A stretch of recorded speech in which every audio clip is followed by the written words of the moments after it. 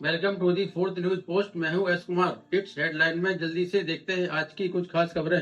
कांग्रेस के नेता राहुल गांधी 14 जनवरी से 20 मार्च तक अपनी एक और यात्रा प्रारंभ करने जा रहे हैं। इस बार ये यात्रा नॉर्थ ईस्ट से शुरू होगी और पश्चिम में मुंबई में आकर समाप्त होगी। इस यात्रा को भारत न्याय यात्रा का नाम दिया गया है। ये यात्रा 2024 के लोकसभा चुनाव को ध्यान में रखकर की जाएगी। कांग्रेस के मुताबिक ये यात्रा 14 राज्यों के 85 जिलों से होकर निकलेगी और लगभग 6200 किलोमीटर की दूरी तय करेगी। राहुल गांधी की पिछली यात्रा भारत जोड़ो यात्रा थी, जिसे दक्षिण भारत की राजनीति में एक अहम पड़ाव के तौर पर देखा गया था।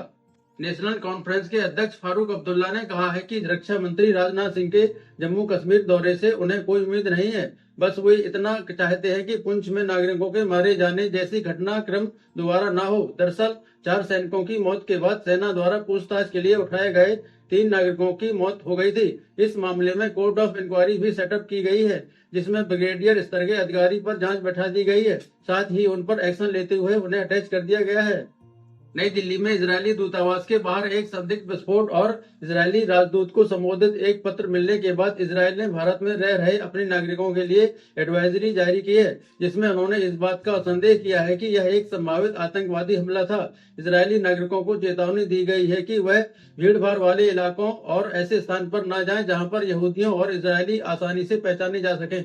लाल सागर में समुद्री यातायात बाधित होने के बाद प्रधानमंत्री नरेंद्र मोदी ने सऊदी अरब के प्रिंस और प्रधानमंत्री मोहम्मद बिन सलमान से बात की है और दोनों ही नेताओं ने पश्चिम एशिया क्षेत्र में शांति सुरक्षा के लिए मिलकर काम करने पर सहमत जताई है। ये बातचीत फोन पर हुई। नरेंद्र मोदी ने एक्स पर एक पोस्ट में लिखा, सऊदी अरब के बीच रणनीतिक साझेदारी को लेकर सऊदी के साथ अच्छी बातचीत हुई है। प्रधानमंत्री कार्यालय के एक बयान के अनुसार प्रधानमंत्री ने इजराइल फिलिस्तीन मुद्दे पर मानवीय सहायता जारी रखने का आह्वान भी किया है। भारत और रूस ने बीते मंगलवार को परमाणु ऊर्जा के क्षेत्र को लेकर उत्पादन इकाइयों से संबंधित एक बहुत महत्वपूर्ण समझौते पर हस्ताक्षर किया है। दरअसल प्रधानमंत्री नरेंद्र मोदी लगातार दूसरे साल वार्षिक शिखर सम्मेलन के लिए रूस नहीं जा पाए हैं, इसलिए विदेश मंत्री एस जयशंकर रूस की 5 दिन की यात्रा पर हैं। यह परमाणु समझौता भारत के कुडनकुलम परमाणु ऊर्जा संयंत्र से संबंधित था। कुडनकुलम परमाणु ऊर्जा संयंत्र रूस की सहायता से तमिलनाडु में बनाया जा रहा है। परमाणु ऊर्जा का प्रयोग भारत बिजली उत्पादन के क्षेत्र में करता है। केंद्रीय रेल मंत्री अश्विनी वैष्णव के अनुसार प्रधानमंत्री नरेंद्र मोदी जल्दी ही अयोध्या से अमृत भारत एक्सप्रेस को रवाना करेंगे।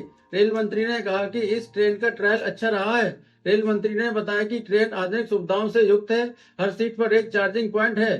ड्राइवर का केबिन एक उन्नत डिजाइन से युक्त है और सबसे खास बात, अमृत भारत एक्सप्रेस में स्वचालित सुरक्षा प्रणाली कवच की सुविधा है। कवच दरअसल 2 ट्रेनों के आपसी टकराव को रोकता है। बालासोर ट्रेन हादसे के बाद कवच सिस्टम मौजूद न होने की वजह से भारत सरकार को काफी आलोचनाओं का सामना करना पड़ा था। देहरादून के सिंगली गांव के पास एक 4 वर्ष के लड़के का शव बरामद किया गया है। दरअसल एक दिन पहले इस बच्चे को तेंदुआ उठाकर ले गया था। वन विभाग के अधिकारियों ने कहा है कि मंगलवार को तेंदुआ घर के आंगन में बैठे पालतू कुत्ते पर हमला करने की फिराक में था, लेकिन लगभग 10 बजे रात्रि के आसपास जब बच्चा और उसकी मां कुत्ते को अंदर ले जाने के लिए आए तो तेंदुए ने लड़के पर हमला किया और उसे अपने साथ ले गया। केरल से कांग्रेस के सांसद शशि थरूर ने कहा है कि उन्हें 22 जनवरी को अयोध्या में राम मंदिर मूर्ति स्थापना समारोह के लिए आमंत्रित नहीं किया गया है। उन्होंने बीजेपी पर हमला बोलते हुए कहा कि वह धर्म को एक व्यक्तिगत विशेषता के रूप में देखते हैं, न कि राजनीतिक दुरुपयोग के लिए। उन्होंने यह भी कहा कि भारतीय जनता पार्टी अपने शासन की विफलताओं में ध्यान भटकाना चाहती है। मंदिर सरकार का व्यवसाय नहीं है, जबकि सरकार को बेरोजगारी, महंगाई, राष्ट्रीय सुरक्षा के मुद्दों पर ध्यान देना चाहिए। भारत का चालू खाता घाटा यानी कि current account deficit financial year 2023-24 की दूसरी तिमाही में कम होकर 8.3 बिलियन रह गया है। पिछले वित्तीय वर्ष में यह लगभग $30 बिलियन था, यानी कि अब यह भारत की जीडीपी का 1% हो गया है। आपको बता दें कि चालू खाता घाटा वस्तुओं और सेवाओं के आयात और निर्यात के बीच का अंतर है। हम कितना सामान विदेश भेजते हैं और कितना सामान विदेश से आयात करते हैं, उसके बीच के अंतर को चालू खाता घाटा कहते हैं। आयात की तुलना में जब निर्यात ज्यादा किया जाता है तो किसी भी देश के लिए यह स्थिति अच्छी मानी जाती है। इससे देश की मुद्रा की मजबूती भी जाहिर होती है।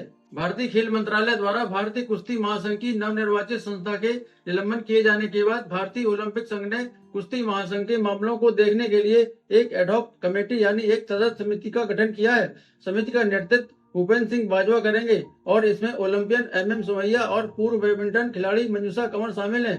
पिछले रविवार को कुश्ती महासंघ की नवनिर्वाचित संस्था को निलंबित करने के बाद खेल मंत्रालय ने इंडियन ओलंपिक एसोसिएशन से इन मामलों के प्रबंधन और नियंत्रण के लिए एक समिति गठित करने का अनुरोध किया था, ताकि यह सुनिश्चित किया जा सके कि रेसलिंग फेडरेशन ऑफ इंडिया यानी कुश्ती महासंघ के मामलों को भारत के राष्ट्रीय खेल विकास संहिता 2011 के अनुसार नियंत्रित किया जा सके। आप देख रहे थे दी फोर्थ न्यूज पोस्ट। बहुत बहुत शुक्रिया।